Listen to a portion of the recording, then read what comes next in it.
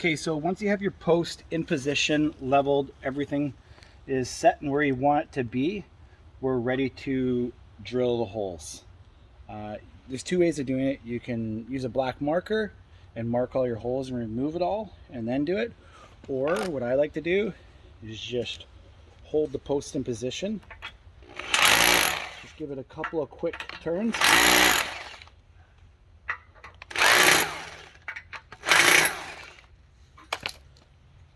And we can remove the post, get it out of our way, because this part's a bit dusty. Move the lower racket, and let's drill our holes.